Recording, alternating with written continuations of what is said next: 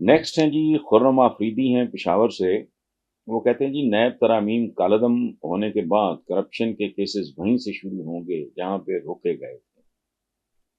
اگر احتساب کا عمل ایک تسلسل کے ساتھ چلے اور مجرموں کو سزائیں ملیں تو کیا ملک ترقی کی راہ پہ گامزن ہو پائے گا؟ ملکوں کی خرم آفریدی صاحب آبادی اور بربادی میں فرق کیے گا. مجرم کو سزا اور جزا کا نظام بالکل واضح دو ٹوک. جو بات آپ نے کی ہے پاکستان ترقی کی راہ پہ نہیں بلکہ بہت کم عرصے میں بہت فاصلہ طے کر سکتا ہے، لیکن یہ جو آپ بات کر رہے ہو یہ مجھے ہوتی نظر آ نہیں رہی. یہ ہو گیا ہے یہ کرپشن کیسز وہیں پہ دوبارہ. وہ کیا دوبارہ یہ ٹیٹیاں میٹیاں ارموں خرموں کی کھا پی گئے، وہ ادھر بیٹھا ہے ون فیلڈ میں، سارا کچھ سامنے ہے. کون سی نئی بات ہے؟ کدھر گیا سر محل؟ مجھے بتائیں.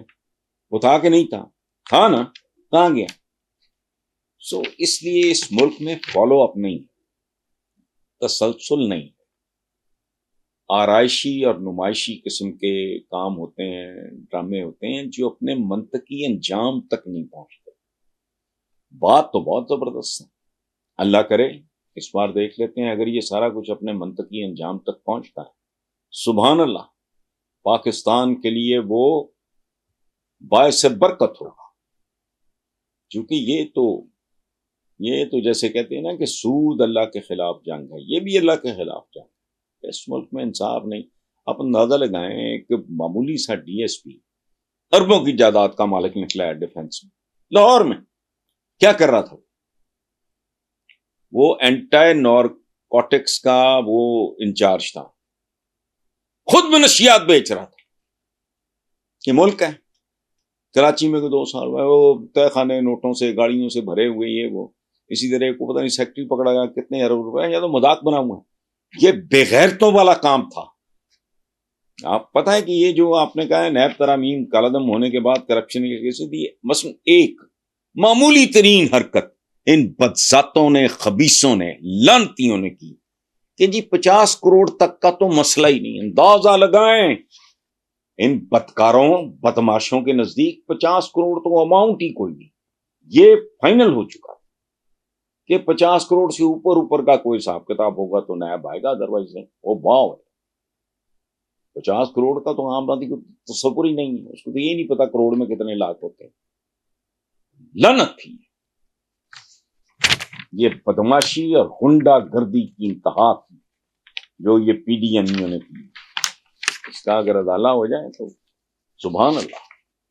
یہ قوم کے لیے ننگی گالی تھی، قوم کے اجتماعی چہرے پہ تھپڑ تھا جو ریورس ہوا ہے.